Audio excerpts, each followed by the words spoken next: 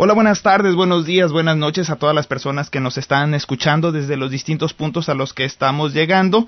Y miren, el día de hoy, bueno, pues ya les he comentado lo importante que es la historia y cómo debemos de entender el pasado para poder comprender el presente y más bien y también ver hacia dónde estamos caminando. En cuestión de rock es importante también conocer mucho de la historia y en especial de la historia del rock en México, ¿no? Porque a final de cuentas es ahí donde nos estamos moviendo y los que gustamos del rock mexicano. El día de hoy tengo a un personaje que pues ha sido piedra fundamental de lo que ha sido el rock, y para poderlo entender me refiero al señor Georgi Lazarov. Él es de origen búlgaro, no, ya él me lo estará diciendo, me corregirá si estoy en un error. Y antes que nada, hola, muy buenas tardes, noches, ¿cómo se encuentra, señor Georgi? Bien, muchas gracias por la entrevista. Espero serle de utilidad a quien quiera que esté escuchando y que tenga interés en este asunto, con la advertencia de que pues ya han pasado muchos años. He estado un poco desvinculado en cuanto a mi participación directa en lo que ha sido la escena, pero yo en lo personal no he dejado de estar metido en esto.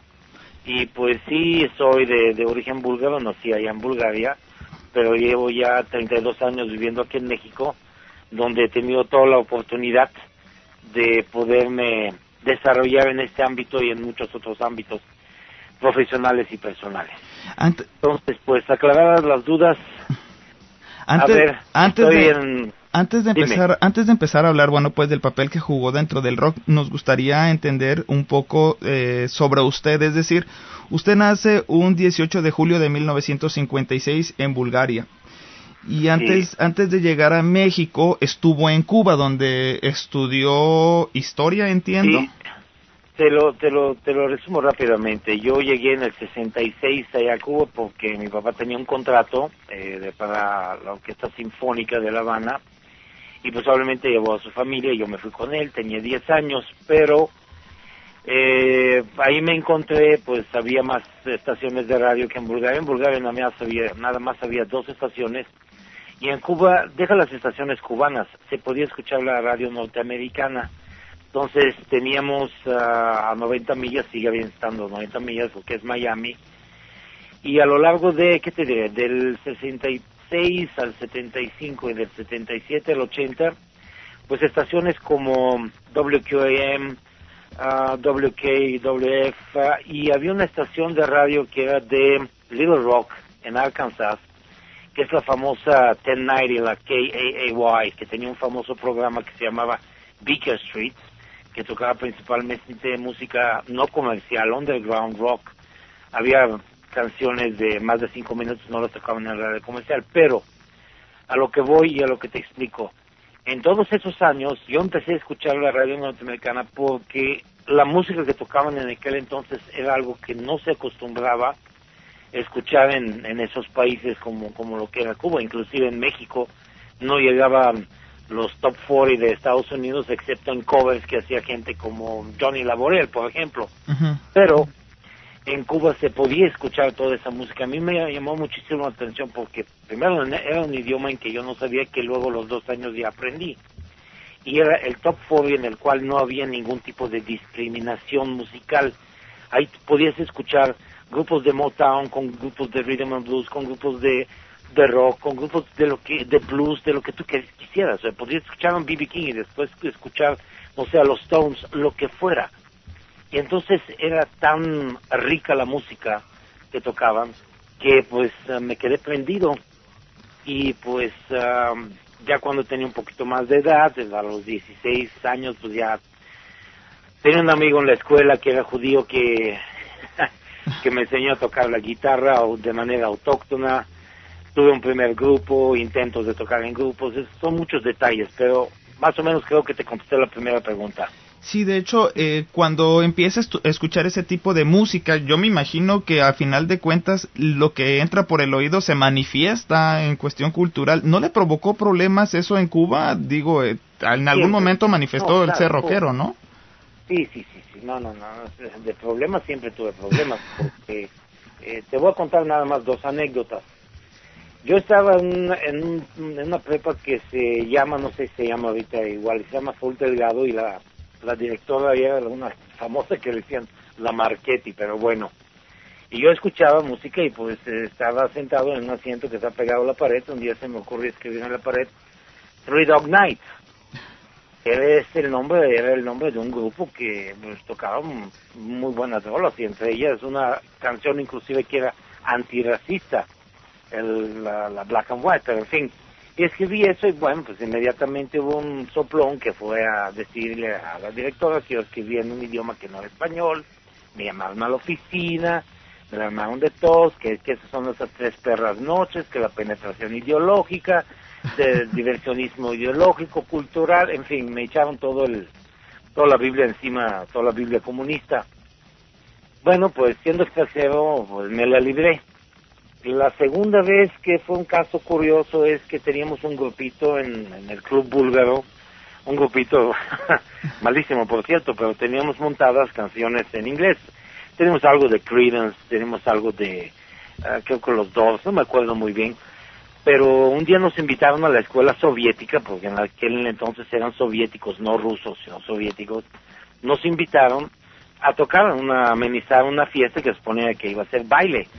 Pues nosotros no tocamos ni polcas, ni valses, ni nada. Empezamos a tocar rolas en inglés. Y a la segunda rola subió el director de la escuela soviética y nos dijo que nos teníamos que ir porque esa música era una música capitalista y que no podía hacer esto, y prácticamente nos corrieron. Así fue.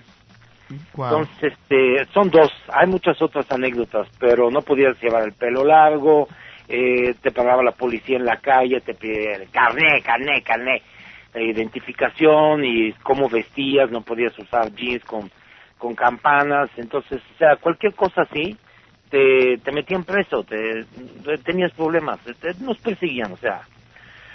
Aquí en México, de una u otra manera, pues tuvieron su banda, o la gente podía andar con greñas, pero allá no era así. Entonces, así nos perseguían de otra manera, y pues tenías el miedo que la embajada, en fin.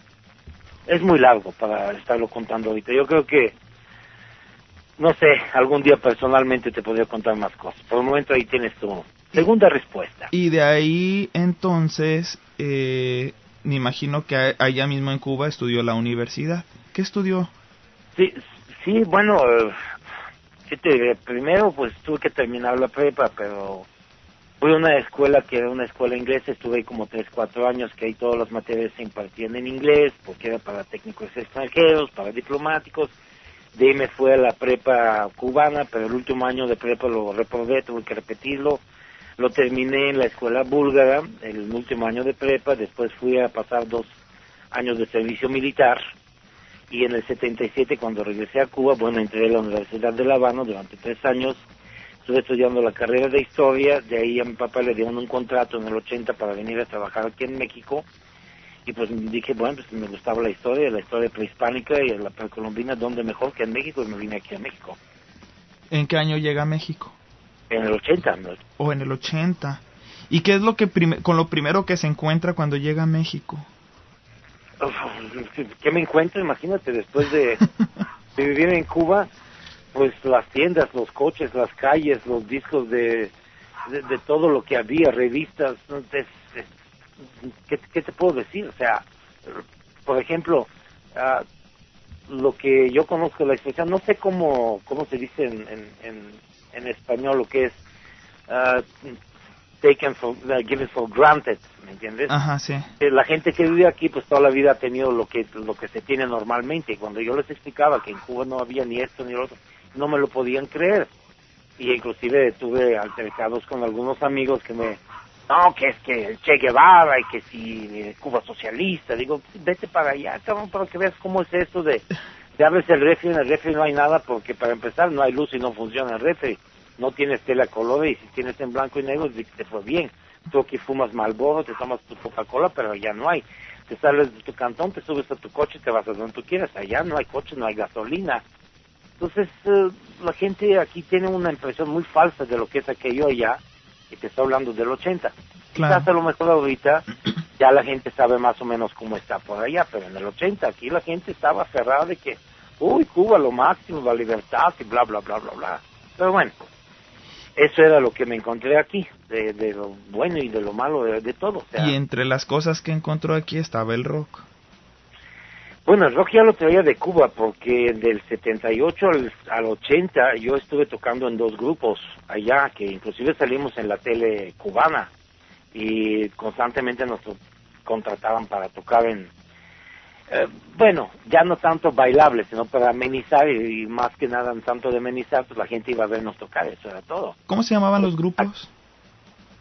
El primer grupo era Habana Express y el segundo grupo se llamaba Lex, un grupo que desafortunadamente pues empezamos, y una vez que nos habíamos formado pues pasó la situación del Mariel en marzo del 80 y la embajada del Perú, y pues las cosas se pusieron feas porque entonces ya nadie contrataba grupos que cantaban en inglés, y bueno, yo me fui y se acabó el Lex.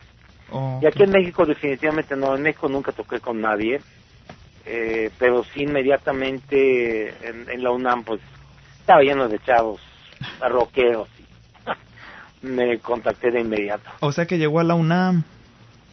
Sí, claro, o sea, A mi papá no podía pagar, no podía pagar una universidad privada, pero en la UNAM es donde conocí a toda esta gente, por medio de amistades que yo tenía de antes, que también habían venido aquí a México.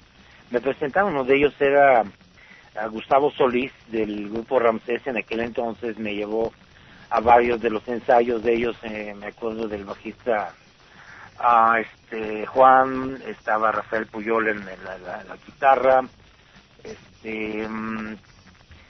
y en su casa el Juan Tapia, él era el bajista, él viajaba mucho a Estados Unidos, entonces constantemente traía discos y tenía una excelente colección de discos y me prestaba y yo escuchaba discos, y impresionante de veras, después de haber, yo tengo todavía grabaciones de lo que grabé en Cuba de las estaciones norteamericanas que tenía en cassette.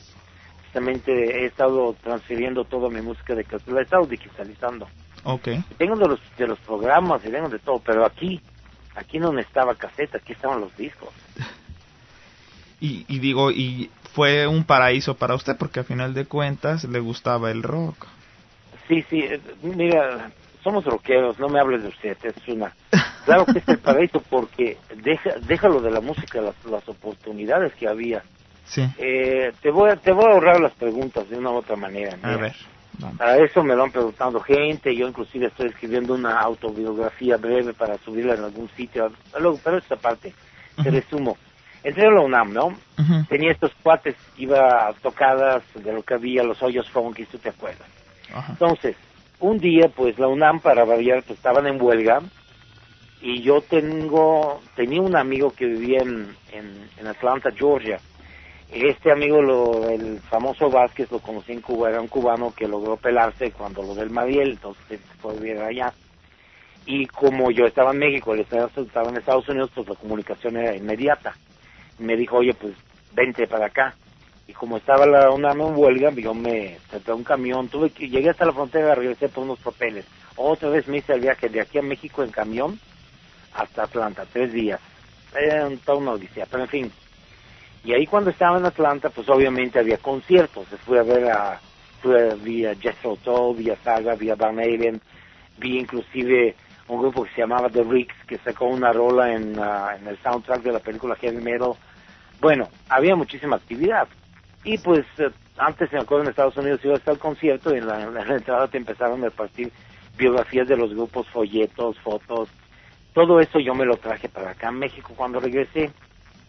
Y obviamente yo estaba siguiendo las pocas revistas que había aquí en México. Una de ellas era Conecte, había una Rock Pop, había El Sonido, pero las importadas eran Hit Parader, Cream y Circus, en pocas palabras. Okay. Pero yo compraba la Conecte. ¿Te sigo contando? Sí, adelante, por favor. Sí. Entonces, pues yo dije, bueno, pues igual que escribía a las revistas gabachas, le escribía a Conecte. Y un día, te estoy hablando más o menos de memoria, no me acuerdo ya de detalles, eso fue hace más de 30 años. Sí, no se preocupe. Un día me habla Vladimir Hernández de Conecte, que era el encargado de todas las cartas que llegaban. Tenía la sección de las cartas allá en la Conecte. Oye, muchacho, las cosas que tú dices, muy interesante. Por lugar algunas cartas mías, pero en fin. La cosa es que por medio de Vladimir, pues yo llegué a conocer a vía telefónica a José Luis Pluma, que era el director.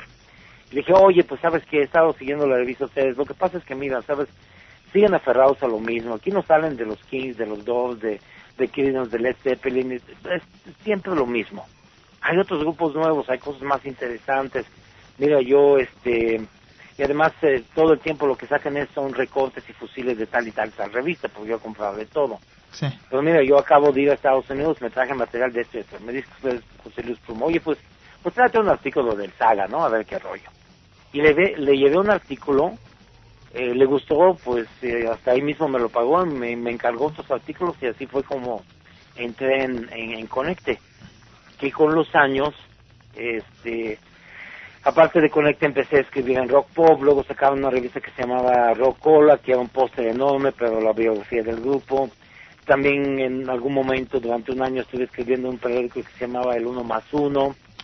Luego con Carlos Fernández, que él también colaboraba ya en Conecte, él tuvo la idea de, oye, pues sabes qué tanto heavy metal que tenemos material, ¿por qué no hacemos una revista de heavy metal nada más? Los primeros 4 números los sacó el patrocinio de Conecte, después nos independizamos. También a él se le ocurrió que hiciéramos conciertos de rock proyectando videos, empezamos con grupos nacionales, luego trajimos grupos internacionales. Bueno, por eso es de la risa. ¿Cómo le hacían con los conectes para, digamos, para las bandas que eran internacionales? Porque creo y entiendo que llevaron también a Black Sabbath, ¿no? A México. No. Nosotros nunca trajimos Black Sabbath, fue otra empresa. Lamentablemente esa empresa tronó porque se canceló el concierto, pero sí como medio nos invitaron a la conferencia de prensa. Okay. Nosotros, mira, ¿cómo te diré? Yo voy a estar subiendo al Face, ahorita estoy terminando de subir todas las revistas con mis artículos que tengo de Conecte, y luego voy a subir las de Heavy Metal Subterráneo y de todo lo demás que he escrito, y por ahí te puedes dar cuenta de cuáles son los grupos que hemos traído. Mira, empezamos con un trío de chavas de Texas que se llamaba, creo que Precious Metal o algo así, no me acuerdo. Después nos trajimos Demolition Hammer de Yonkers. Wow. Y todos esos contactos eran por medio de las disqueras o alguna que otra revista de nosotros llegaba afuera y los grupos de Estados Unidos nos mandaban demos a la revista.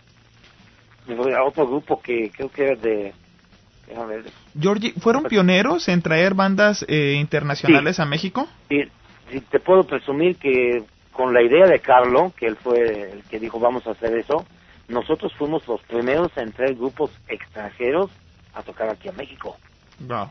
Bueno, trajimos Sepultura, fuimos los primeros en traer a Sepultura aquí, trajimos Ángeles del Infierno, Vicious Rumors, trajimos a Obús de España, tronamos ahí desafortunadamente, pero esa es otra historia. En fin, había muchos planes. Uh-huh. Y pues Carlos y yo me salí me iba a casar, ay Dios, y así fue. Pero eso fue la revista y parte de los conciertos, pero parte de eso yo estuve en radio. Estuvo en Rock 101, ¿verdad? En WFM, empecé en WFM, wow. con Manuel Luján. Pues no sé, realmente si me hubieras mandado antes una lista de preguntas, yo me iría por la lista, pero ahorita no sé si me estoy saliendo de lo que... No, está adelante. Planeado. No hay nada planeado en realidad. Las preguntas se van dando conforme se va dando la plática, pero recuerdo que usted estuvo en Rock 101 en el 85. Más bien fue a finales del 86, yo diría que fue en 87, en el 87 yo entré, pero mira, pasa lo siguiente, todo esto es, aparte de que estaba llevando mi carrera, que inclusive perdí un año por estar metido en todas estas cosas, una vez que entré en Conecte, yo ya, mi novia me había dicho, oye, ¿sabes qué? Chécate WFM porque ya cambió el formato. ¿Cómo que el formato? No, ponlo tantito. Íbamos en el coche y pues estoy escuchando, no sé, Ario Speedwagon y cosas por el estilo, que no tenían nada que ver con lo que tocaba esa estación antes. Uh-huh. Entonces escucho la identificación y dice, WFM, aquí Víctor Manuel Luján. Entonces ese cuate yo lo conozco.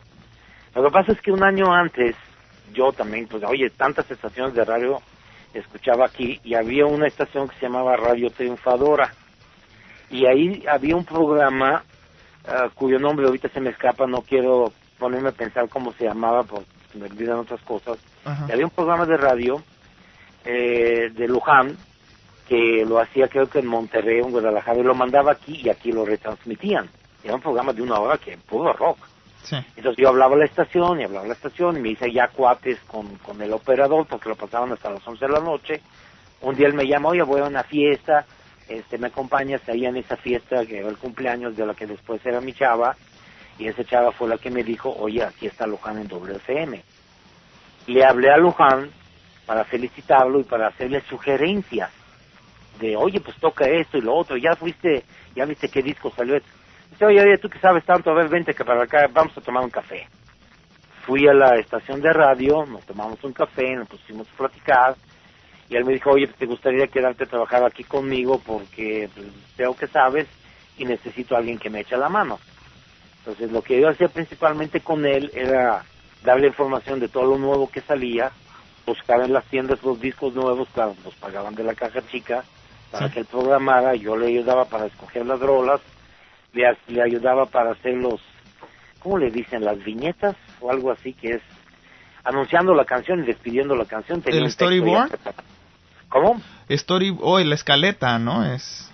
Sí, o sea, y en radio viniendo de las profundidades de bla, bla, bla, ahorita tienen a fulanito de tal con tan canción de tal disco. Ajá, sí. Y la salida que acaban de escuchar, bla, bla, bla, bla. Entonces, bueno, esas cosas. Y pues yo llevé toda mi discografía, toda mi fonoteca la tenía allá en la estación. Y pues sí, mañana te pago y pasado te pago, y así se fue el tiempo. Y llegó un día en que, ¿sabes qué? Ahí te ves, mi chavo. Y recogí todos mis discos y me fui, pero la semana me habla y dice, oye, ¿sabes qué? Necesito que hagas aquí unos programas especiales de Gene Salomons, que bla, bla, bla, que lo contrataron, los espacios, 2 horas, todos los sábados te vamos a pagar. Digo, ¿cómo? No, pues vamos a hablar con Almeida y ya te van a contratar allá en la Radiópolis.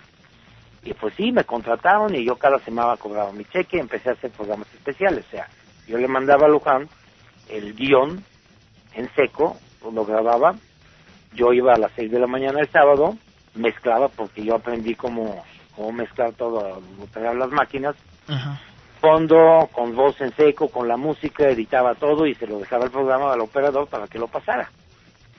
Y pues no duró mucho porque, pues, oye, que tú y Conecte es una revista de nacos y bla, bla, bla, y pues siempre me andaba presionando y aparte tuve otras secciones y terminé con la estación de radio, con WFM en aquel entonces. Seguía con la revista. Lo de Luján fue creo que entre el 82 y el 83 más o menos. Luego, cuando con Carlo empezamos la revista de Heavy Metal Subterráneo, pues solamente había que promoverla de alguna manera. Yo tenía ya ciertas amistades que era una tienda de discos. Voy a decir el nombre porque... Sí, por favor, no hay problema en decir nombres. Se llamaba Super Sound. Era una tienda de discos que vendía mucho disco europeo, mucho disco americano, de todo tipo de música, muy buena tienda de discos. Y era una de las tiendas que yo utilizaba para comprar discos para Luján. Entonces, yo los conocía desde la época en que yo compraba discos de ellos. Y ellos tenían un programa en Rock 101 que ya había cambiado de formato. Antes creo que era Stereo 100 o algo así, no me acuerdo, perdón, Sí. Si alguien sabe todos esos detalles, que te los mande por email para que me corrijas. Entonces yo fui con ellos y dije, oye, ¿sabes qué? Tengo aquí el programa que ellos tenían era un programa de punk, llamado Con los pelos de punta. Digo, oye, no me acuerdo cómo se llamaba. Digo, ¿sabes qué? A ver si me puedes echar la mano. Te doy unos ejemplares de la revista y tú los regalas al aire, ¿no? Nada más para que me hagas un poquito de publicidad. Yo dije, no, tú vente acá con un montón de discos tuyos y vamos a un programa de metal más o menos, y tú hablas de la revista y las regalamos y a todo da. Entonces pues fui obviamente al programa, todo estuvo muy bien, pues hubo respuestas de la gente. Entonces él me dice, oye, ¿sabes qué? ¿Por qué no has hablado hablas con Luis Gerardo Salas, que es el director de la estación, y le planteas un programa de heavy metal que no hay aquí? Bueno, pues pasa que ya yo conocí a Luis Gerardo Salas. Porque cuando estaba en Conecte, una vez se hizo un intercambio entre la estación de radio, Rock 101, y Conecte. O sea, Conecte sacaba en su publicación semanal una página entera anunciando Rock 101, y Luis Gerardo Salas nos daba media hora a la semana en Rock 101 para hacer un programa de Conecte. Obviamente el primer programa que se hizo lo hice yo porque ya yo tenía la experiencia de hacer programas con Luján. Sí. Y cuando tornó aquello, el último programa también lo hice yo. Entonces Luis Gerardo ya me conocía. Dice, sí, cómo no, pues no hay bronca, ¿sabes qué? Lo malo es que como no eres locutor, primero te vamos a poner con un locutor para que graban el programa y luego se pasa al aire. Hice como 2, 3 programas así con un locutor y el locutor me dice, ¿sabes qué? Discúlpame, pero pues, yo no pinto nada aquí, cabrón. Yo no sé nada de heavy metal y además tú te la llevas bien. ¿Sabes qué? Le voy a decir a Luis Gerardo que la sigas haciendo tú solito. Entonces yo seguí con el programa haciéndolo yo solo, pero grabando y transmitiéndose al aire. Y la respuesta del público era buena, supongo, ¿verdad? Digo, para estar tanto tiempo. Tú sabes que en radio si tu programa no responde... Te sacan. Simplemente te dan las gracias. En mi programa no había anuncios comerciales hasta ya el último año. Sí. Pero inicialmente no había anuncios comerciales. Era un programa que duraba nada más 1 hora y se transmitía a las 12 de la noche de domingo para lunes. Okay. Tú dime si no es un horario fácil, ¿no? Claro. Sí. Entonces, de todas formas, un día le dije a Luis Gerardo, pues no seas gato, déjame hacerlo en vivo, ¿no? Pues cuál es el problema, es lo mismo. Está bien, hazlo en vivo. Y así empecé en vivo. Y luego, mira, para hacerte el largo cuento corto, el programa de 1 hora se convirtió en 2 horas. De domingo a lunes me pasaron de jueves para viernes, de 10 de la noche, de 12 de la noche a 2 de la mañana, de 11 de la noche a 1 de la mañana. Okay. Luego había un cuate, ahí había otra estación que se llamaba Espacio 59, que era más popera, que era de AM, Rock 101 era de FM. Entonces me dice el cuate, oye, ¿por qué no vienes, te haces aquí un programa de rock fresa, no? Está bien, mira, te voy a tocar, ¿qué te parece? Rap, Twister Sister, Def Leppard. Sí, perfecto, vamos a llevarlo a Lobotomía. Híjole, un programa fresa llamándose Lobotomía, ni modo, te dan chance, ¿no? Claro. Adelante. Entonces, yo entraba los jueves a las 10 de la noche en Espacio 59, como la estación estaba ahí en el mismo edificio que Rock 101, despedía el programa, dejaba una rola, me iba corriendo a Rock 101 y arrancaba el programa de heavy metal a las 11. Y a la 1 de la mañana terminaba. Pero como yo tenía toda esa influencia de las estaciones norteamericanas, especialmente esa, la KAY que te decía, yo le dije a los creadores, oye, pues ¿sabes qué? Pues déjame aquí hasta las 6 de la mañana en vivo. Total, después de las 12 de la noche, RTC no te verifica ya ninguna estación, porque ninguna estación tenía nadie en vivo. Claro. Y dice, sí, pues quédate, hombre, haz lo que tú quieras, siempre y cuando que sea música acorde a lo que es el estilo de la estación. Entonces yo me quedaba de 1 de la mañana a 6 de la mañana totalmente en vivo, siendo la única estación en aquel entonces en todo el DF de transmitir en vivo con un locutor a esas horas. Y digamos, las llamadas, y esa hora, digamos, todo ese tiempo se lo pagaban o era, digamos, por placer. No. Te estoy hablando de lo que es el placer de ser. Claro. Porque mira, no tienes idea, qué agradable es cuando te empieza a hablar gente a las 2, 3 de las 4 de la mañana y dices, bueno, pero esta ciudad no duerme. Sí, no duerme. Gente que trabaja en bancos, veladores, desvelados, parejas enamoradas, reventados. Toda esa gente escuchaba radio y la mejor manera de escuchar en radio es cuando es en vivo. Claro. Tú puedes hablar y pedir una canción o expresar tu comentario o decir algo. No como todas esas, inclusive hoy en día, gran parte de la programación de noche está grabada. Claro. Pero de que era algo tan padre, pues imagínate. Entonces, vamos a ligar las estaciones con los conciertos. Obviamente yo anunciaba la revista y también anunciaba todas las tocadas que íbamos a tener. Llevaba a los grupos a entrevistarlos en la estación, que era algo que nadie hacía en aquel entonces. Todo eso era en vivo. Autógrafos. Tenía un amigo que tenía una tienda en un bazar, tenía un puesto que vendía cosas de heavy metal. Llevábamos ahí a que hicieran autógrafos. Llevábamos a la tienda de Super Sound para hacer autógrafos. De ahí, por medio de un fan, cuando llevamos el grupo Demolition Hammer a México, Aparte de la estación, lo llevamos a Super Sound para autógrafos. Ahí fue un cuate que se llama Carlos San Román, que me conocía como, ya ni me acuerdo, me dice, oye, ¿sabes qué? Es que yo trabajo en Televisa con el programa de Alfonso Teja, que se transmitía de madrugada, Eco. Entonces Alfonso Teja, pues es un viejo rockero, y pues sabes que pues vamos a llevar bandas para que toquen allá, ¿no?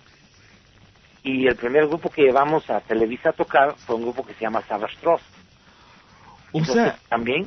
Perdón, los videos que hemos visto en YouTube donde aparece Transmetal, por ejemplo, tocando en Eco, o Next tocando en Eco, son, digamos, ¿ustedes los llevaron ahí?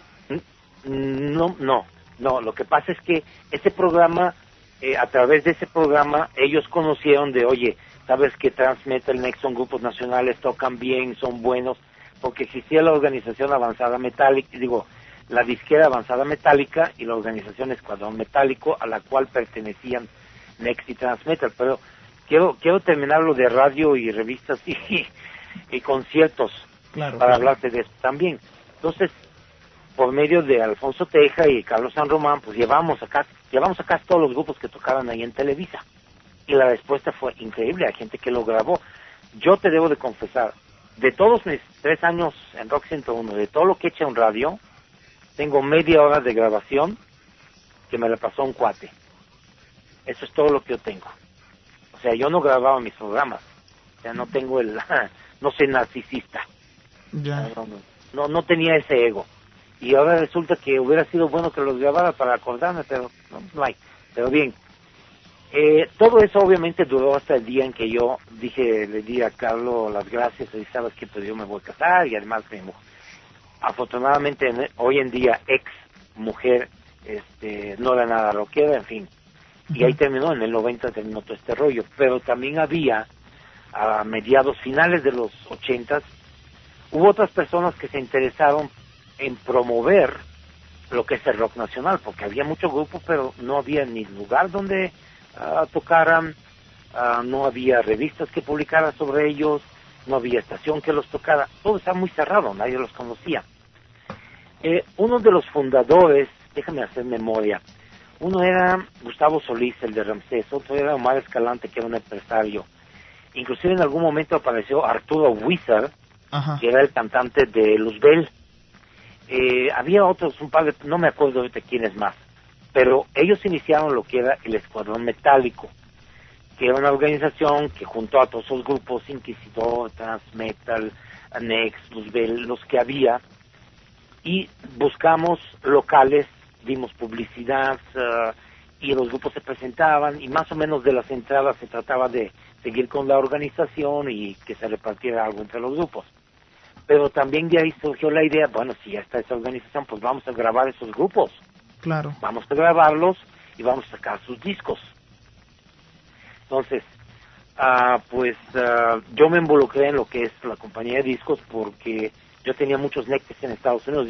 En la compañía de discos yo estaba encargado tenía el puesto de label manager internacional, y así sacamos muchos discos que nada más salieron aquí en México, no existen edición en ningún otro lado del mundo. ¿Como cuáles? Hay un acoplado que se llama The Foot of Brutality, que es una recopilación de grupos underground de heavy metal de aquel entonces, que nos dio Eric Grice, que era un productor independiente, que él los había grabado, pero que muchos de ellos no le habían pagado el estudio, entonces él nos vendió las cintas máster.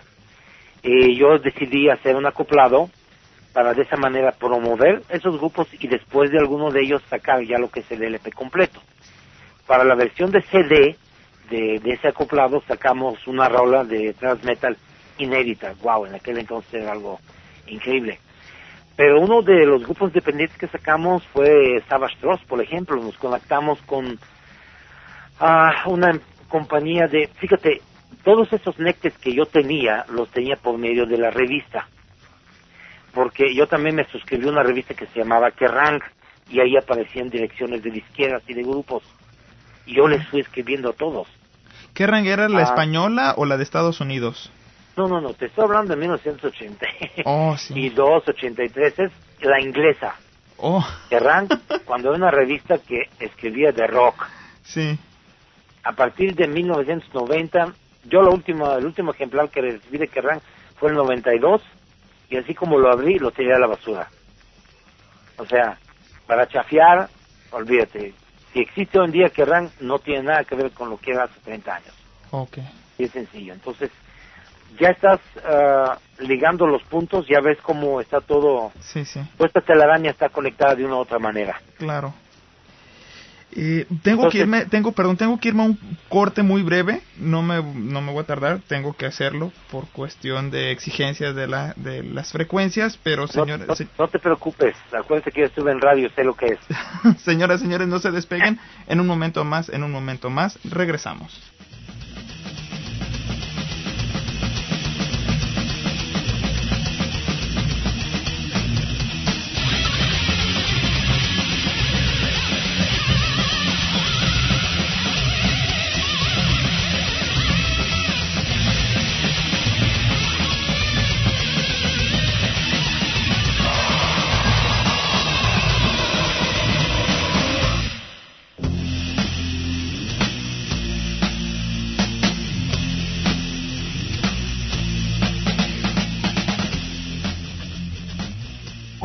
Señores padres, sus hijos están expuestos a programas de televisión horrendos, a radios comerciales basura, a música de productos aberrantes, a discursos de doble moral constante, a literatura liviana y a ejemplos mediáticos decadentes. Entonces, ¿por qué exige tanto de este programa?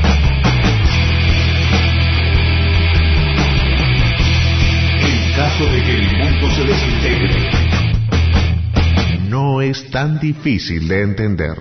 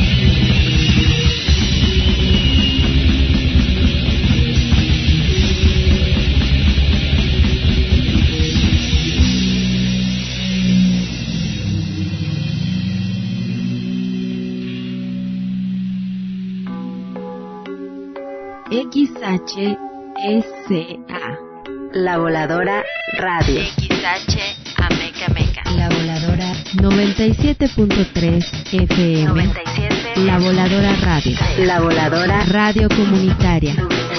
Transmitiendo desde sus estudios y oficinas. Ubicadas en San Francisco, número 70. Barrio Panoaya. Ameca Meca. Colonia Centro, Ameca Meca de Juárez. Estado de México.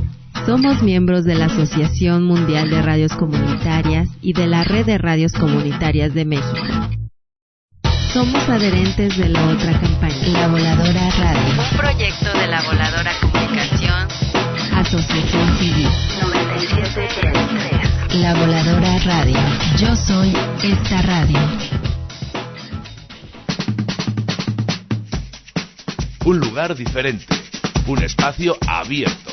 Radiópolis, tu ciudad en la radio.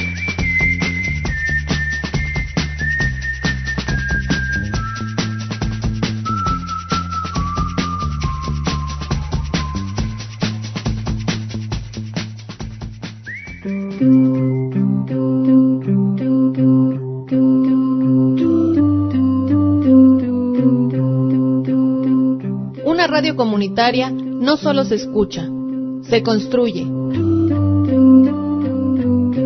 Radio Chinelo, todas las voces.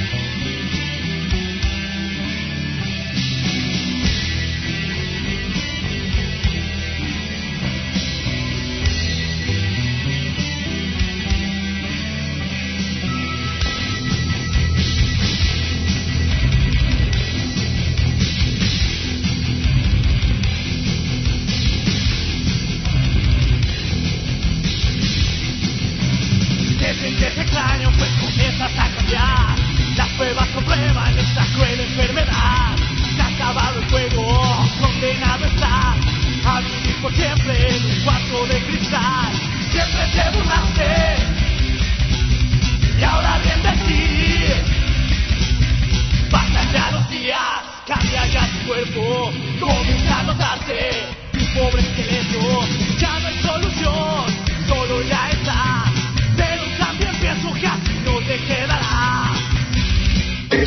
escuchando a Ulises Osaeta en la 1090.com. Corporativo9.com. Radio. Calidad total por internet.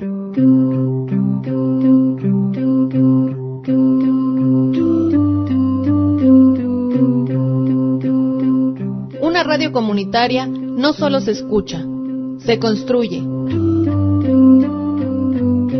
Radio Chinelo, todas las voces.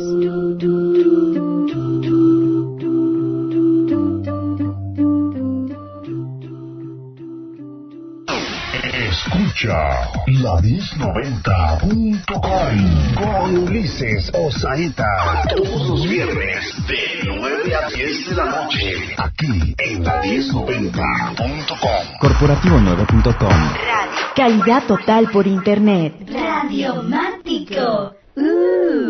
ORM, Pro Organización Rock Mexicano, AC.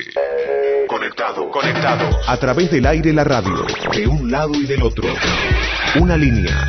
A través del aire la radio. 1000 líneas. El universo. En caso de que el mundo se desintegre. A través de la gran red de redes y de la red de retransmisoras terrestres. Radialistas y Corporativo 9 presenta Una radio apasionada. Radialistas y Corporativo 9 presenta Una radio apasionada.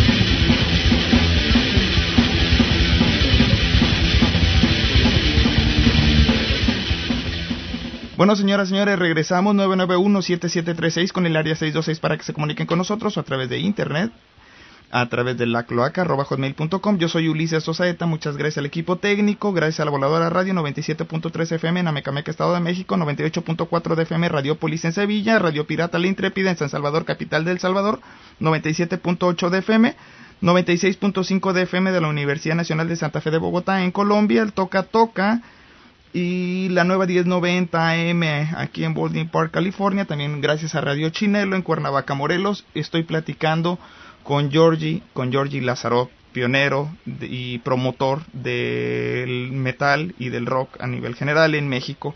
Georgie, hace rato se nos atravesó un pequeño corte, pero bueno, ya estamos de regreso. Sí, normal, no, tú no te preocupes. Mira, yo no fui el único, quiero aclarar eso, y lo voy a estar repitiendo. Yo no fui el único. Tuve la suerte y el privilegio, más bien la suerte, ¿no? De, ¿cómo se dice? Carpe diem.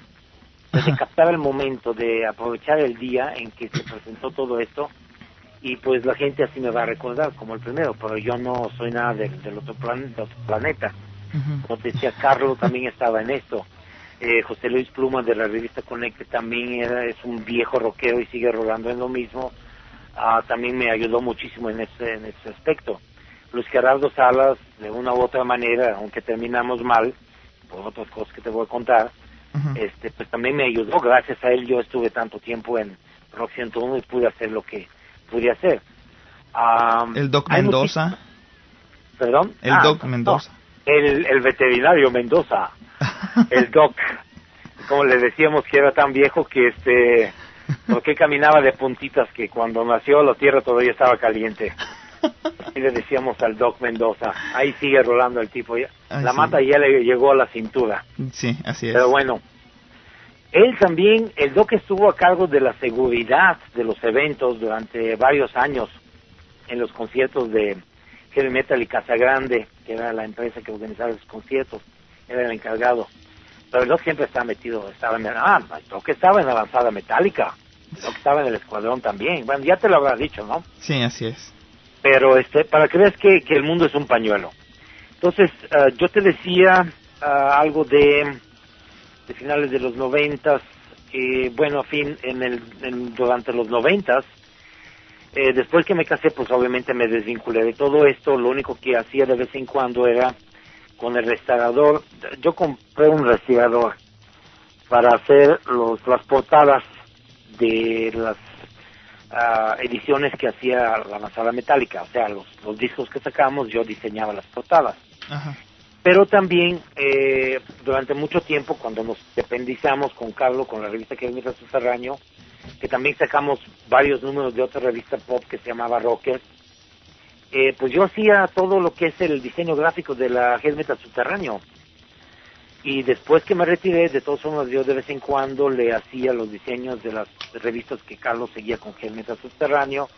Llegué inclusive a hacer el diseño gráfico a un par de ocasiones a la propia Conecte.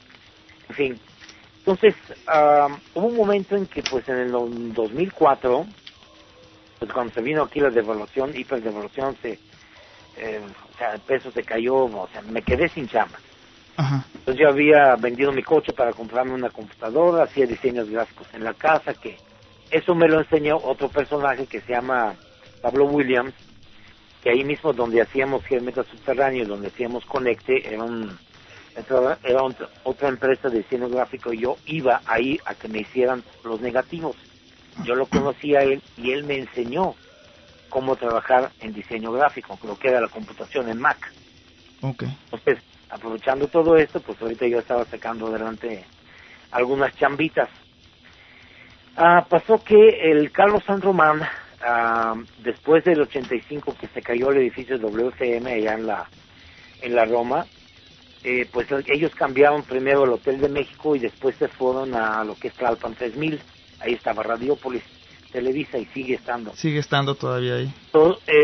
Carlos San Román estaba en WFM, que en aquel entonces la directora era Charo Fernández. Y pues yo seguía manteniendo contacto con él, éramos amigos, en fin. Me dice, oye, ¿sabes qué? Pues déjame hablar con Charo a ver si te da chance de trabajar aquí en la estación. pues sí, efectivamente, pues me dieron chance de trabajar ahí en la estación. Yo me encargaba de redactar principalmente noticias que yo tenía que pasar a los que estaban en vivo en cabina. Por ejemplo, cuando estaba el burro, bueno, en fin, Jorge Van Rankin, Esteban Arce, La Estaca, toda esa gente que tenía sus programas en vivo, yo les pasaba las noticias. La Estaca son los de La Corneta, ¿no? El de Garay y San Cristóbal. Sí, tú los conoces. Ajá, o sea, sí. Ellos me conocen, saben muy bien quién soy. Pero también yo le hacía todas las entrevistas que Charo se llevaba cuando iba de viaje, iba a entrevistar a un grupo, yo le hacía las preguntas a Charo para que ella preguntara. También cuando iba algún artista a la estación allá WFM y pues era de habla inglesa, pues siempre me mandaban a mí, no, los hago, vete ahí a hacer la entrevista, y así era. Principalmente entrevistas que pues se tenían que hacer vía telefónica, digamos, a las 3 de la mañana, yo me acuerdo un día, a las 3 de la mañana, fui a la estación para entrevistar a John Bon Jovi, que estaba en el Japón. Tú sabes que la diferencia entre aquí y el Japón son 14 horas. Ajá. Para nosotros son las 3 de la mañana, para ellos son las 5 de la tarde. ¿Sí? Sí. Y yo entrevistaba a los grupos, después traducía las entrevistas, y ellos hacían las ediciones, metían la música y hacían los especiales. Pero aparte de eso también yo hacía especiales para patrocinadores que quieren comprar un horario, ¿no? Mira, por ejemplo, hice un especial de George Michael. Eso no tiene nada que ver con el heavy metal, pero estás trabajando. Ok, pero vamos, estamos entendiendo tu vida y todo lo que lo vincula. Lo más curioso es que tan buena respuesta tuvo ese especial que lo tuvieron que pasar de nuevo, otra vez con el mismo patrocinador. Y el mismo patrocinador pagó, porque funcionó muchísimo. Y lo único así que digas, así, un poquito más pesado de especiales que hice, Def Leppard. Lo demás ni lo voy a mencionar. Y los Scorpions, por supuesto. Lo demás mejor ni los menciono. Pero me acuerdo que también entrevistaba a gente que no tenía nada que ver con eso, pero era parte de la cultura, la música, la estación. Me llevaron a Isabel Allende. ¿Sabes quién es, no? La escritora. Sí. Porque estaba promocionando un libro. Estaba hablando de 1995. Y yo le hice la entrevista. Claro, pues yo no soy neófito, yo he leído libros, sé quién es, o sea, sé su trayectoria. Y me senté, y la manera en que yo hago entrevistas no es con preguntas y respuestas. Yo empiezo una plática y hablamos de tema mutuo. O sea, si es un escritor, yo obviamente tengo que hablar de libros. Claro. Y yo he leído toda mi vida, desde que tenía 6 años yo he estado leyendo libros. Uh-huh. Entonces, de ahí tú puedes agarrar, él te agarra confianza y se suelta. Solitos te cuentan todo. Lo mismo con los grupos de rock. Cuando les haces preguntas, pues te empiezan a cerrar, pero cuando tú agarras plática y te conviertes casi en un cuate, les puedes hacer preguntas, digamos, quisquillosas, y te las contestan. Oye, Georgie, incluso cuando el entrevistado sabe mucho, cada pregunta es un tema, ¿eh? Sí, mira, a mí el hueso más duro fue Andy Summers, de Police. Ajá. Quien, pues obviamente yo lo abordé como todos los demás, pero es un inglés y es es de otro planeta el señor. Como a los 10 minutos me dijo, no, sabes que ya no quiero contestar tus preguntas, vamos a contar la entrevista, lo cual sería un fracaso, ¿no? Y lo logré convencer de que esto es algo que pues es normal, que así se pregunte y que no es personal, claro, pero que así debe de ser. Todavía seguimos conversando durante 20 minutos más, hasta que se acabó la media hora que la estación permitía para una entrevista. Y pues así fue, o sea, pero pasó lo siguiente, te resumo. WFM en aquel entonces, yo llegaba a las 9 de la mañana y yo filmaba. Con eso yo le echaba la tierra a todo el mundo que llegaba más tarde. A las 2 de la tarde yo me iba al comedor de ahí mismo, en las instalaciones. En 15 minutos yo comía, regresaba, terminaba mi chamba, y a las 6 de la tarde yo me iba, porque ese era mi horario. Ajá. Los demás, no voy a decir nombres, iban a las 2, primero no llegaban a las 9, se iban a las 2 y regresaban como hasta las 4 o 5 de la tarde, algunas veces pues un poquito pasados de copas. No terminaban su chamba, ya les echaba broncas, y entonces me vieron a mí como el tipo que daba el mal ejemplo. Me hicieron bola y me corrieron. Ups. Pero al año siguiente, Carlos San Román cayó en desgracia por X razones y lo corrieron a él. Él no me corrió, para empezar. Okay. Pero él tuvo mala suerte y lo sacaron a él. Y Charo me habló a mí. Me dice, oye, ¿sabes qué? Necesito que vengas aquí en el lugar de San Román. Ah, muchas gracias, como no, con mucho gusto. Me fui para allá, entonces ya nadie me podía decir nada. Pero, ¿qué pasó? A Charo le dieron... O sea, empecé inclusive a hacer programas que Carlos San Román había empezado, como El Cráneo, que era un programa excelente, de heavy metal. Claro que yo no lo podía seguir porque era con la voz de él y el estilo de él, que era muy bueno ese programa. Por ahí en internet creo que hay algunos de él. Entonces, pasó que Charo le ofrecieron un puesto mejor, Uh-huh. más alto, mejor pagado, y ella pues dio las gracias y se fue del WFM. Y adivina quién entró de director del WFM. No sé. Pues Gerardo Salas. Ups. Pues Gerardo Salas en el 90 tuvo la política y decidió que iba a correr a todos los colaboradores que había en la Rock 101. Obviamente yo estaba entre ellos, porque siempre le estábamos pidiendo que nos pagaran una sola vez. Nos dieron 2,000 pesos por persona.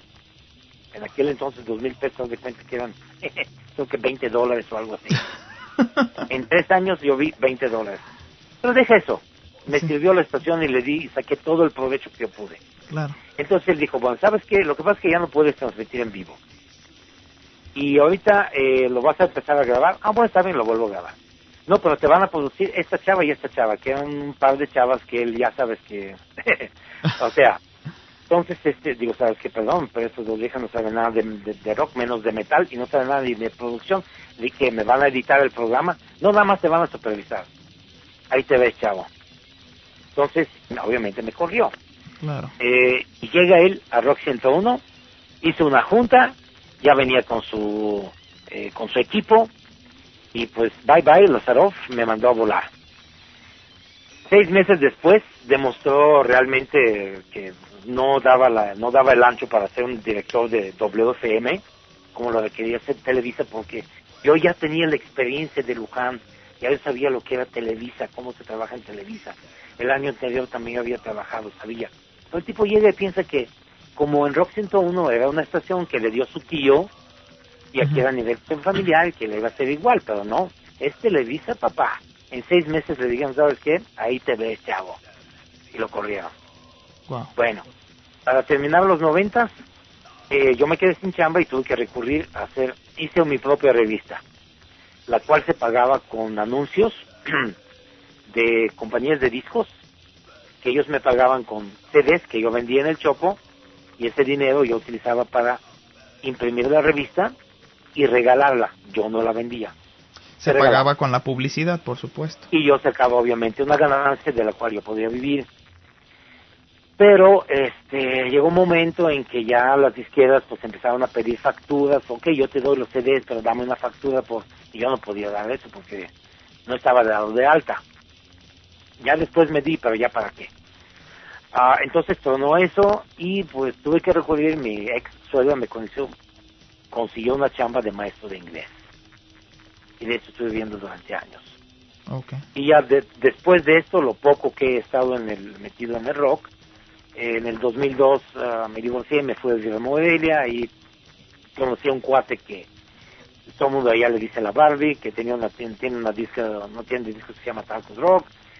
Con él empecé a organizar conciertos, pero inmediatamente el tipo me transó con una lana, ahí murió el asunto, pero curiosamente me presentó al director de Radio Nicolaita, que él tenía su programa en esa estación, me presentó al director, yo le estuve dando muela al director, el director me dio chance de hacer un programa de rock de media hora, de 11:30 de la noche a 12 de la noche, creo que era los jueves, o creo que el domingo igual, sí. A la hora que nadie te escucha, pero no podía ser de heavy metal. Entonces hice, no sé, durante 6 meses estuve haciendo ese programa, y ya de eso pues ya me regresé a México que fue en el 2004, y pues desde el 2004 hasta ahorita, ¿qué he hecho de rock? Nada. Digo, ¿por qué siempre ha habido, digamos, esa censura hacia el heavy metal? ¿Qué le verán de peligroso a este género? Mira, todo lo que no se entiende y no se conoce es peligroso. Luego, falta cultura. La gente no lee, la gente no escucha. La formación desde la niñez que nos enseñan. Entonces, ¿qué pasa? Siempre aquí en México los que han estado en los medios me refiero a todo tipo de medio, Uh-huh. ya sea radio, ya sea impreso, televisión, los que conducen programas y son directores, por lo general son gente que los puso ahí el dueño, el papá, puro nepotismo o compadrazgo o lo que tú quieras. Sí, hay gente que ha estudiado la carrera de periodismo, por decir algo. Uh-huh. Pero el periodismo no es algo que tú lo aprendes. Se vive, ¿no? El periodismo lo aprendes. Yo no llevé la carrera de periodista. Yo no, para nada, pero simplemente es nato, eso sale en uno. Es un oficio, ¿no? Que se aprende, que se vive a diario. Digo, el periodismo tiene en México, y creo que en toda la América Latina, 50 años de que se está enseñando en escuelas, y en México nada más había una, la Carlos Septién. Antes no existía, ¿no? Miren, en México afortunadamente todavía hay, y siempre ha habido muy buenos periodistas. No desafortunadamente no dentro del medio rockero, dentro del medio rockero han sido muy pocos. Pero la mayoría de estos periodistas, si pones a ver la biografía de cada uno, son casi todos autodidactas. Así es. Pero dejes a un lado, voy a la pregunta que me hiciste, que por qué le tienen miedo. Entonces, son gente que ya tiene una formación cultural, una formación musical, a la cual se aferraban y de ahí no salían. Para nada. Cualquier cosa nueva era en contra del status quo, cosas que no entendían. Tenía que ver mucho la política, el gobierno. ¿Cómo tú vas a tocar rock en una estación de radio siendo que el rock es de los hippies, el rock habla en contra de los gobiernos? Naturalmente no había libertad de expresión y todavía no la hay, en muchos aspectos. Pero, ¿qué pasa? En una estación de radio tú tienes a un locutor que nunca escuchó más que lo que está tocando en este momento. ¿Por qué? Porque yo conocí locutores que ni siquiera les gustaba la música, pero ahí estaban en radio. Es uno de los problemas. Entonces, a quien le gustaba la música había gente, sí me gusta mucho, pero no leían, no compraban discos, no checaban discografías, no veían biografías de grupos, no trataban de relacionar.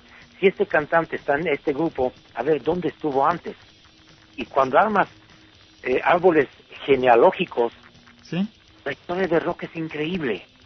Todo el mundo está relacionado de una u otra manera. Se conectan todos, ¿verdad? Sí, y eso es lo que le faltaba a muchísimos locutores que se limitaban nada más al programa que hacían o a la música que programaban. Y punto. Ya. Eso me pasó lo mismo que en Conecte. Yo empecé a meter grupos de heavy metal a publicar ahí. El primer artículo que se escribió de Ingrid Malmsteen fue mío. El primer artículo que se escribió de Alcatraz fue mío. Y así toda una serie de artículos. El primer artículo que se escribió sobre un grupo que se llamaba Death Warrant, lo escribí yo. El primer artículo que se escribió de Luzbel, lo escribí yo. Porque yo buscaba cosas nuevas, cosas frescas. Y eso que yo soy viejo, me encanta todo el rock de los 60. Creo que vi la publicación donde aparece... Vete a mi página de Facebook. Ahí vas a ver todos los conectes, todas las fotos, toda mi historia está ahí. Y creo que en esa publicación hasta aparecen Wizard y Greñas con ropa de vestir, ¿no? Nada, no sí, traen atuendo rockero. Greñas no, el Wizard. Ajá. Era el Wizard que venía de la oficina. Pero oye, el rock no dejaba. No. Tú tenías que trabajar y tener un ingreso, y te digo, a mí en Conecte siempre me pagaron y me pagaron bien. Don Arnulfo Flores, en paz descanse, era un tipazo. Ese nunca quedó a deberle un centavo a nadie, ese señor. ¿Y por qué en otros países sí deja el rock? Por ejemplo, aquí en Estados Unidos. Digo, se mueven millones de dólares. Mira, ahí te va. Hoy en día en México también deja el rock muchísimo dinero. Pero son las grandes empresas con mucho capital los que lograron hacerse del monopolio y el control total. Ocesa, obviamente, salió muchísimos años después que nosotros. ¿sí? Uh-huh. Y sin embargo, mira, tienen todo el control. ¿De dónde aparece Ocesa, Ocesa son los argentinos que tenían un montón de dinero, pero que no sabían nada de música, vieron que eso tenía éxito, le entraron y ya. Mira, dinero. A mí que no me vengan a decir, el maldito dinero mueve al mundo. Sí. Y lo que no consigues con dinero, lo consigues con mucho dinero. Y así es esto. Todavía afortunadamente hay otra empresa que se llama Dilema, que es la que sí sigue trayendo. Calvo también sigue trayendo grupos de heavy metal subterráneo muy buenos. Ya. Pero Dilema es la que todos los meses trae algo muy bueno de heavy metal. Muy bueno. Y a veces grupos muy antiguos. Regresándonos un poco, ¿qué pasó con la Avanzada Metálica? Bueno, hablamos de Escuadrón Metálico, okay, ¿no? Que se forma en el 86, pero Avanzada Metálica juega un papel bien importante en la producción de discos. Sí, lo que pasa es que Avanzada Metálica tenía las oficinas en la oficina de Omar Escalante, que él se dedicaba a bienes raíces. Entonces, pues muchas veces poníamos de mi bolsa, de la bolsa de nosotros. De mi bolsa salieron $5,000 para comprar una consola con periféricos para montar un estudio de grabación. La empresa puso otros $20,000, se los mandamos a Eric Rife. El manager de Death, ¿no? Y fue de Death y de muchos grupos más. Pero la trance es que le mandamos el dinero, el disco nunca nos mandó el equipo, o sea, la consola con los periféricos, dijo que pues lo habían decomisado y que nos jodimos. Con toda esa deuda, aparte de que en esos momentos pues las ventas estaban muy malas, acuérdate lo que fue en el 84, 87 se cayó la bolsa aquí en México, en 1987, no había dinero, nadie compraba nada. Ya. Y casi no, y lo más curioso es que a nosotros nos pirateaban muy poquito, casi no nos pirateaban. Sin embargo, no había ventas y pues ya creo que fue en el 92, por ahí en el 93, simplemente tronamos. Ahora, fíjate cómo fue la cosa. Yo inclusive, había un grupo de Tampico que se llamaba Z. Los firmamos a la Avanzada Metálica, pero había que producirles el disco. Traer a todo el grupo aquí durante una semana o algo así, pues era un montón de dinero. Entonces nos fuimos, Carlos y yo, de aquí a Tampico y estuvimos durmiendo encima de un garage en medio del invierno, que era un garage de tablas y entre las tablas se colaba así el aire frío. Había una regadera, pero no había agua caliente. Fuimos a un estudio en el cual la cinta estaba tan gastada que tú veías así por donde se grababa, veías las rayas, tenías que meter un papelito para moverla tantito y agarrar la cinta sana. Todo el disco lo grabamos en 2 días. No alcanzaba las rolas, yo tuve que componer una rola para que completaran las 10 rolas. Y así grabamos ese disco. Un sonido espantoso, el estudio no tenía periféricos, yo pude ecualizar nada más con los ecualizadores que traía la consola. Pero con todo y eso, seguíamos. Pero llega un momento en que si no tienes dinero, ¿qué pasa? Pero no el negocio. Pero una empresa se llamaba Comrock también se le llevó el demonio. Todo mundo. Comrock era el que administraba el esposo de aquella Kenny, los eléctricos, ex esposo, ¿no? ¿Ricardo? Ajá. ¿Ricardo Ochoa? Ricardo Ochoa. No me acuerdo muy bien. Ricardo lo conocía. A Ricardo y a Kenny los conocí cuando estaba con Luján. Una noche de parranda espantosa allá en la oficina de Luján. Mejor no entro en detalles. Pero a Ricardo lo conocía desde aquel entonces y híjole, la verdad que los Kennys, en mis respetos a ellos y otro un montón de grupos mexicanos que a pesar de todas las adversidades pues había tocadas. Yo me acuerdo en aquellos días había lo que se llamaban los cafecines. Ajá. Entonces el único lugar donde tú podías ver no videos sino películas de canciones de tus grupos preferidos eran los cafecines. Entonces se acostumbraba mucho a organizar un evento, una tocada de 2-3 grupos mexicanos en el cual se proyectaban también esas películas. Y en uno de esos eventos pues yo también pude ver ya por fin en vivo a la Kenny, Anímense Todos y todo ese rollo. Sí. Conocí al Piro del Dangerous. Bueno, aquí te cuento, o sea, es normal. Conocí a mucha gente. Claro. Pero ¿cuál era la pregunta? El chiste es que las disqueras se empezaron a caer, entre ellas Avanzada Metálica, ¿no? Sí. Sí, no. Fue una desgracia porque teníamos muy buen catálogo por medio de David Chastain de Leviathan Records, el guitarrista. Ajá. Que yo saqué mucho material de él en Heavy Metal Subterráneo, éramos amigos muy cercanos, él me dio licencias de sus discos, sacamos muchos de sus discos. Hoy en día algún material de él sigue saliendo en México por medio de un cuate que se llama Francisco, que tiene una revista que se llama La Púa y que a veces organiza conciertos, tiene un puesto allá en el Chopo, pero desgraciadamente Tronó Avanzada las Metálica. disqueras independientes. ¿Quién decidió que se iban a vender Avanzada Metálica o al menos el catálogo a disco, a lo que hoy conocemos como discos y cintas? Omar Escalante, el Doc, y había un administrador, el Tata, que bueno, hicieron las cuentas. Como yo no tenía nacionalidad todavía mexicana, yo no figuraba en el acta constitutiva. Entonces, pues, simplemente un día decidieron, me dijeron, ¿sabe qué? Aquí se acabó, los $5,000 a volar, y ya.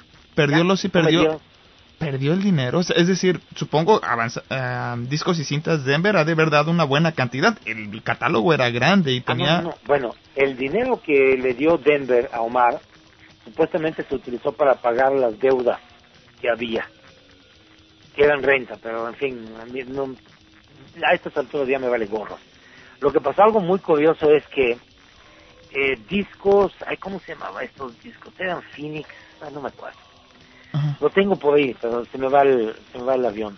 La disquera que maquilaba era una disquera y al mismo tiempo tenía su fábrica de discos y cassettes, chapopote y cassettes, y después CDs.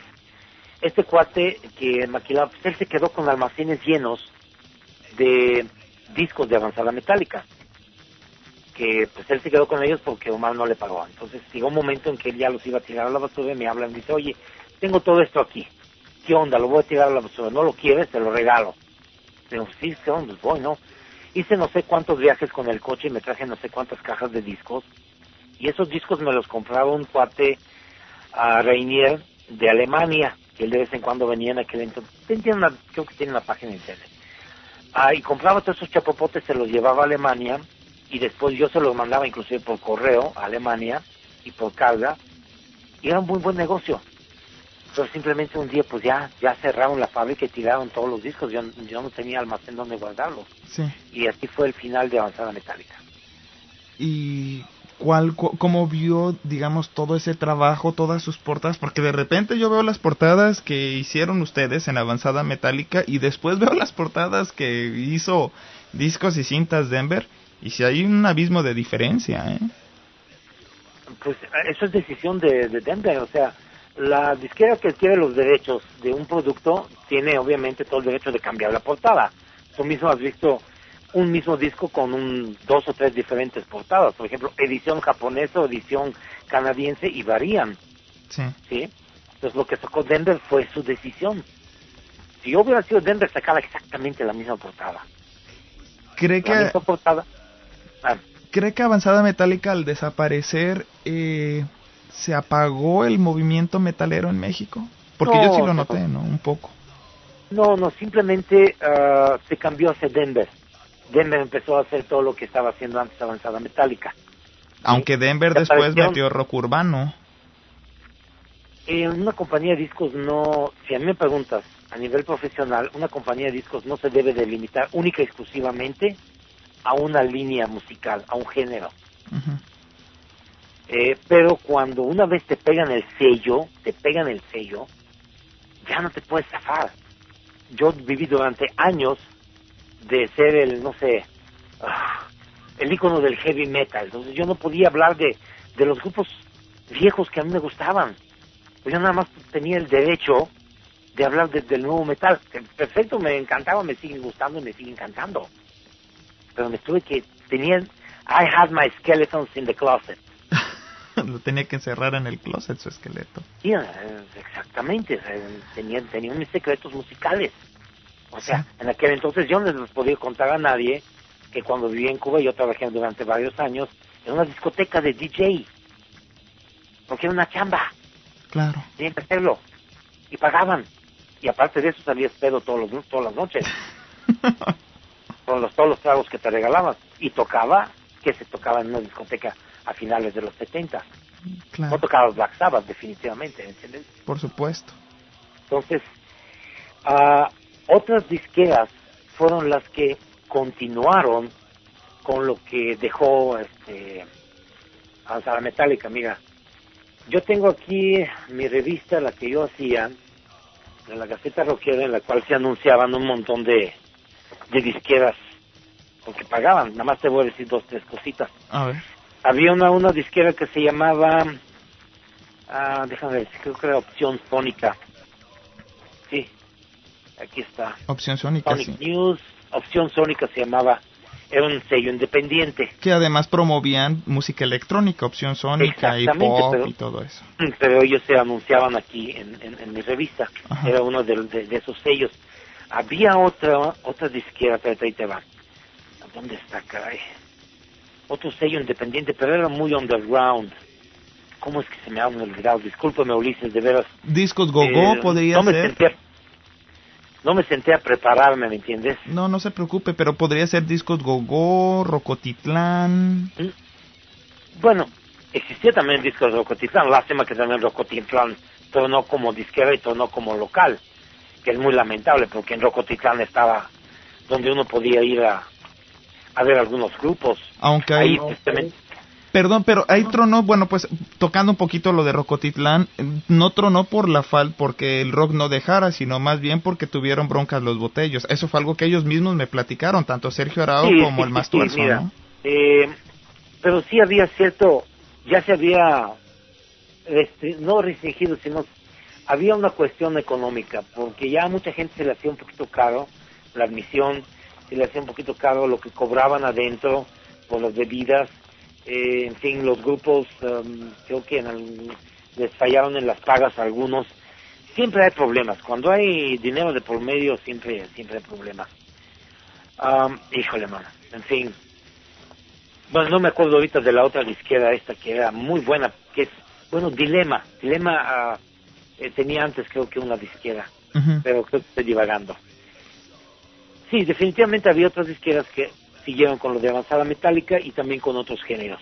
O sea, aquí no se ha muerto el rock. Hoy en día los grupos siguen sacando discos. Por ejemplo, Transmetal acaba de sacar un nuevo disco y ya no producen sus discos aquí, sino que van a Gabacho a grabarlos. Las cosas han mejorado. ¿Ha ido últimamente al Chopo? Voy las veces que quiere mi hijo a comprar alguna playera, porque de tal palo, tal astilla. Él es más metalero que yo. Ajá. Pero también es fan de todo el rock viejo, porque ya ves, creció con eso. Cada vez que él dice, oye, ¿sabes que necesito una playera de esto? Pues voy al Chopo. Y ahí es cuando me encuentro con momias igual que yo. ¿Cómo ha crecido el Chopo? ¿Perdón? ¿Cómo ha crecido el Chopo? Desde su perspectiva, no, realmente son porque se ha establecido límite de espacio, y es el mismo espacio que ha estado desde hace siglos. Pero lo bueno del Chopo es que sigue con las presentaciones de grupos en vivo ahí, que el Doc es uno de los que está metido en eso. Y son grupos nacionales. El 17 de diciembre organizamos una conferencia de prensa, convocando a la gente, por supuesto, y a los medios de comunicación, donde se invitaron a varias agrupaciones de metal, de rock a nivel general, ¿no? De distintos géneros. Me sorprendió algo que me dijo el Doc Mendoza. Me dijo que era la primera vez que se hacía una conferencia de prensa grande ahí en el Chopo.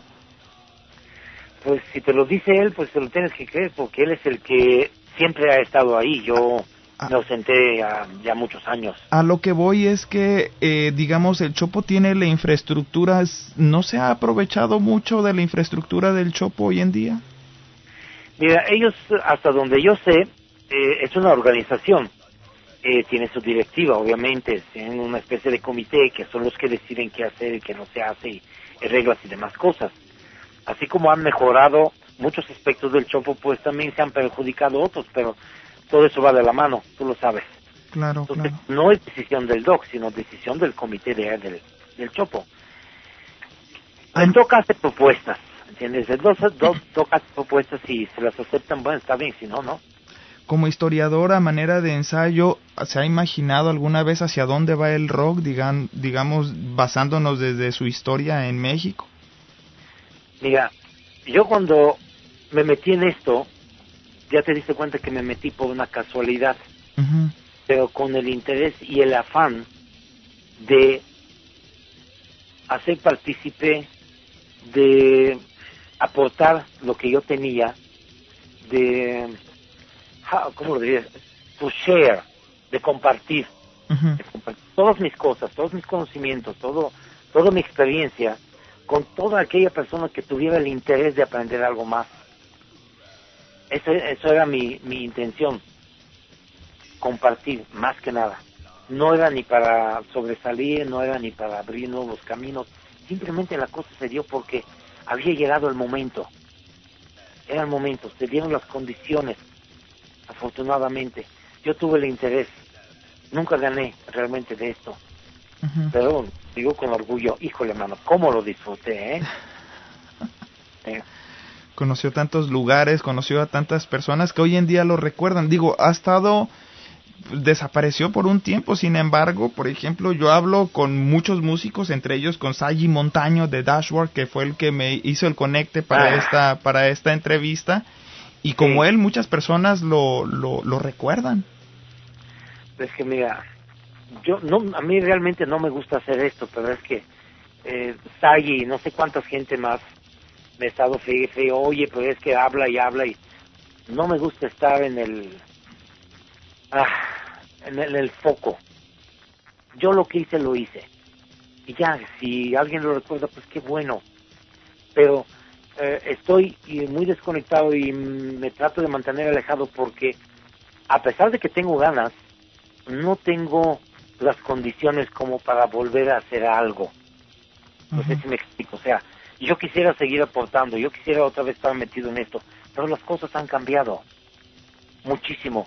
En los 80s no había internet, no había noticias. Lo que publicaban las revistas era la noticia, así fuera de hace 3 meses, pero era noticia. Entonces, yo tenía mi programa de radio y me veo muy bien porque ahí tocaba grupos que hoy en día los bajas del internet si quieres hasta gratis. No necesitas escuchar una estación de radio. 2, yo decía noticias al aire que eran viejas, noticias de hace mes, 15 días lo más afortunado. Hoy en día, en 5 minutos pasó algo, ya está el internet, te enteras. Entonces, ¿cuál es el chiste hoy en día de yo sentarme a hacer otra vez un programa de radio? Quizás mis comentarios. Ese sería el único valuable. Pero las estaciones abiertas van a desaparecer tarde o temprano, porque nadie te va a escuchar una estación en la cual tienes un par de canciones y 7 minutos de anuncios. 7 minutos, yo lo tomé el tiempo en Radio Universal. 7 minutos de comerciales. Yo no sé, pues, escuchar una radio así. Claro. Y está el internet. ¿Cuántas estaciones no hay en el internet? La mayoría no tienen anuncios. Y si tienen anuncios, hasta me da gusto escucharlos. E interactúan más con las personas. Sí, desafortunadamente no hay tanta lo que es directamente estaciones de radio de puro internet con locutores. Sí hay estaciones de radio de Estados Unidos, por ejemplo, que tienen su opción para que los escuches en internet, que sí también tienen locutores. Hay muchos. Yo tengo 2 estaciones registradas, una que es de Inglaterra y otra que es precisamente la que se considera la hereditaria de KY, que es la KMET, que toca mucho rock. Estas son las 2 estaciones que escucho en internet, nada más. Pasan noticias, tienen opciones, tocan rock, punto. Fíjese que lo que acaba de decir, o lo que me dijo hace rato, es muy sensible, ¿no? Y son cosas que yo me he cuestionado. La inmediatez que hoy te ofrece el internet, y bueno, sobre todo el internet, pues. Hay otra cosa que es bien cierta. ¿Tú te acuerdas de Ghostbusters, la primera de 1984? ¿La llegaste a ver algún día? Sí, cómo no. Ok. El que es el cerebro científico tiene una frase, se está hablando de 1984, Ajá. que dijo: Printed matter is dead. Los impresos están muertos. ¿por qué voy a hacer una revista hoy en día? ¿Quién rayos la va a comprar? Había una revista, Conecte tronó, Rock Pop tronó. Había una que se llamaba La Mosca, que era la que era más reciente, también tronó. Ahorita hay unas cuantas revistas, pero ninguna revista me anima a leerla. Bueno, quizás mi caso es un poquito particular, porque yo tengo mi criterio, mis conocimientos, y pues yo leo algo y no me causa sensación. ¿Es más diseño que contenido? Sí, desafortunadamente. Si tú ves, por ejemplo, las revistas de Heavy Metal Subterráneo, del contenido de una revista de Heavy Metal Subterráneo, tú puedes hacer 3 revistas o 4 revistas Rolling Stone. Que la Rolling Stone no tiene nada que ver con la Rolling Stone que yo empecé a leer a principios de los 70. Sí. Nada. Qué desgracia, ¿no? Entonces, para mí, Printed Matter is dead en cuanto a revistas de rock se refiere. Está el internet. Claro. Así es, mi Ulises. Ya estoy llegando a la hora. Ya está llegando, pues, Georgie, pues tenemos ya que cortar el programa, ya se nos está acabando el tiempo. Hemos platicado de muchísimos aspectos de tu vida, por supuesto, de cómo, bueno, pues desde tu nacimiento en el 56, tus estudios, tu filosofía e historia en el 77, que es cuando empiezas a estudiarlos allá en Cuba, entiendo. Cómo es que llegas a México, un poco por accidente, lo sorprendente que fue el haber llegado a una ciudad pues tan grande, ¿no? Con tanta gente y sobre todo pues con las libertades que no se tenían en Cuba. Una pregunta y rápido, tu impresión de Avándaro, lo que pasó después digamos, y ya con esto también estaríamos terminando. Como bien entiendes, hubo una censura después de lo de Avándaro. ¿Crees que eso afectó y nos dejó, digamos, un tanto rezagado con el rock que se estaba haciendo aquí en Estados Unidos? No, mira, primero, yo no estuve en Avándaro. Segundo, si no hubiera sido por México, yo nunca hubiera logrado lo que hice aquí. Eso sí, tengo que reconocerlo, y es con mucho cariño, con mucho honor, que gracias a México yo soy lo que soy. 3, Avándaro obviamente fue resultado de la influencia de Estados Unidos, de Woodstock, por ejemplo. Avándaro fue el Woodstock mexicano, punto. Pero en Avándaro mucha gente se dio cuenta de que en México sí había rock, había buena música rock, y había muy buenos grupos de música rock. Tinta Blanca, la Revolución de Emiliano Zapata, Duk Duks. Toda esa gente era la crema innata del rock mexicano. Después de eso, no es que los grupos hayan desaparecido ni el movimiento haya sido ahogado, simplemente nadie sabía de nada porque en ningún lado se publicaba, estaba prohibido, los perseguían, pero nunca desapareció, la gente siempre estuvo y salían grupos nuevos.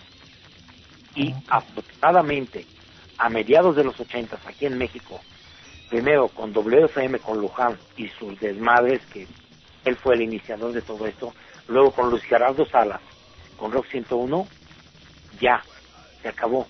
Luego con la aparición de ciertas revistas, como las de nosotros, la de Heavy Metal Subterráneo, se abrió, la gente empezó a leer, la gente empezó a escuchar. Televisa, oye, Alfonso Teja, Eco, imagínate, Grupo 6, Obús tocó en Eco, Death tocó en Eco. You have a dog in your house. Entonces, eso lo puedes editar. No, adelante, no, pero... y pues no ha desaparecido ni va a desaparecer, como te dije, llegó en su momento, ahorita sí hay más posibilidades, nada más que como la gente seguía mucho por lo comercial, y si te fijas, Ocesa lo que hace es tener puro grupo, sí, metal, pero muy conocidos, muy comerciales. La gente otra vez como que se está empezando a olvidar de ciertas cosas, pero hay que seguir luchando. Claro. Yo ya luché, si puedo ayudar en algo más, con mucho gusto. Pues Georgie, pero tienen que venir otros. Pues muchísimas gracias, Georgie. Gracias a ti. Lazarov Stoichev Petrov, ¿es el nombre completo? No te preocupes, es exacto. Pues antes de despedirme, algo que no te haya preguntado, Georgie, y que es importante decir. Mira, si quieres, mándame un email unas preguntas en Face, yo te las contesto ya a nivel personal si quieres, porque ya no hay tiempo, tú me dijiste. Claro. Me faltaron miles y miles de detalles que hubieran sido muy interesantes, por ejemplo, todas las vivencias con todos los grupos que habíamos traído aquí a México, todo lo que pasó con los grupos. No, hombre, en fin. La gente se puede poner en contacto contigo a través de internet. Pues mira, está el dichoso Face, pero ya tengo tantos amigos que no puedo contestarle personalmente ya a nadie y se satura mucho el asunto. No sé, por eso te decía, si tú me quieres preguntar algo, o la gente me puede preguntar, pues que te pregunten, si tú me mandas a mí un correo, y yo te contesto todas las preguntas. Hacemos otro programa en tiempo después. Más adelante, el año que viene, o dentro de un mes, cuando tú quieras. Gracias, George. Pero quisiera estar en contacto contigo por medio de Face, ¿no? Así ¿Tienes ya mi dirección? Sí, ya la tengo. Sí. Muchas gracias a toda la gente que se tomó la molestia en escuchar mi soliloquio. Espero que les sirva de algo para que hagan su aporte a lo que es la música en este siglo XXI, porque cuando los viejos nos vamos, solamente queda lo que les hemos enseñado a los jóvenes, y si los jóvenes no aprenden, se pierde. Así es. Entonces, Ulises, muchas gracias. Georgie, pues muchas gracias a toda la gente que nos ha escuchado, que nos viene siguiendo, que nos ha descargado a todas las frecuencias, a los blogs, a los portales. Muchas gracias a Allí Montaño, a Rockmex también por estarnos apoyando abiertamente, a Corporativo 9, a la agencia Corporativo 9, que es la que produce este programa, con su página de internet corporativo9.com. Recuerden que yo fui, soy y seré Ulises Osaeta. Nos estamos viendo la próxima semana. No me queda más que decirles adiós.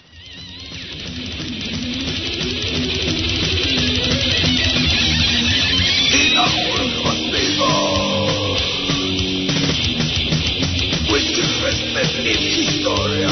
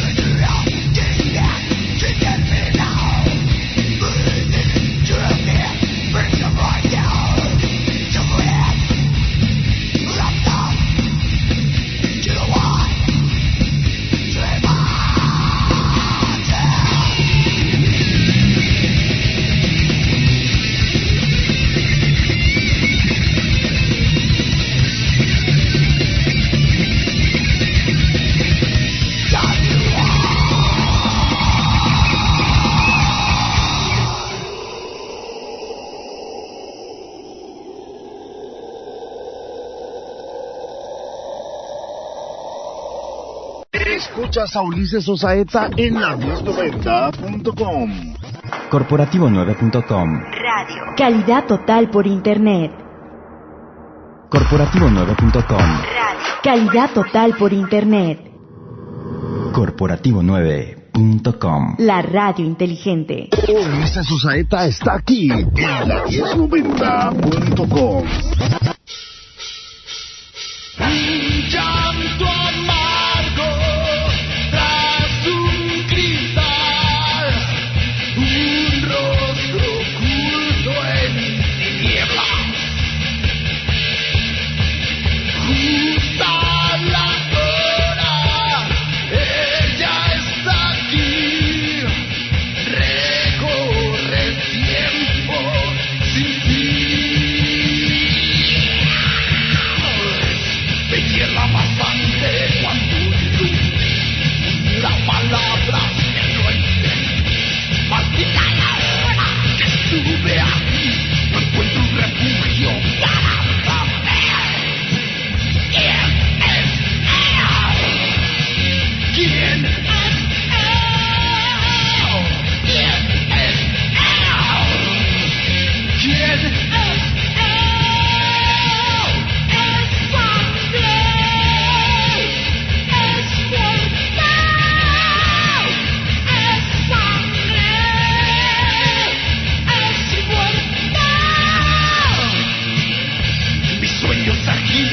Su aliento aquí, su cabeza oculta apenas sentí.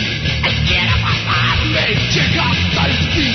Si quieres tenerme, vendrás por mí. ¿Quién es él? ¿Quién es él? ¿Quién es él? ¿Quién es él?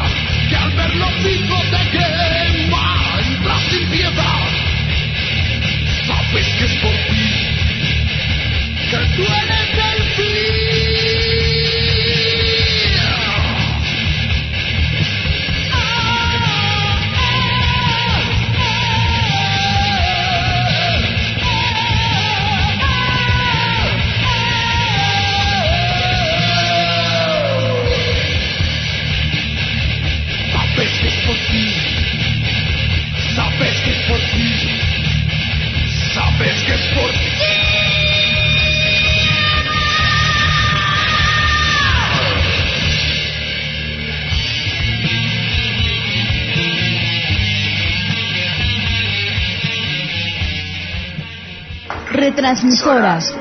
Retransmisoras. Estados Unidos. Corporativo9.com. Canadá. Telarana.net. Perú. Radioteca.net. Argentina. Unionverdadera.com.ar. México. Distrito Federal. rock-mexicano.org.mx. Morelos. puentedeixtla.com. morelosweb.com.mx. cuautlaenlared.com. tilsa.com. amacunet.com. Guerrero. igualaonline.net. juliantlas.com. Jalisco. sanmartinjalisco.com. huejuquilla.com. Michoacán. tancítaro.com. turitzio.com. Chihuahua. nuevacasasgrandes.org. y la tecnología del Independent Media Center con sus 250 páginas de internet. La Voladora Radio 97.3 FM en Amecameca, Estado de México. Radio Pirata La Intrépida en Salvador, capital El Salvador, en el 97.8 FM. En la Tocatoca del 96.5 FM de la Universidad Nacional de Santa Fe de Bogotá, Colombia. Corporativo9.com.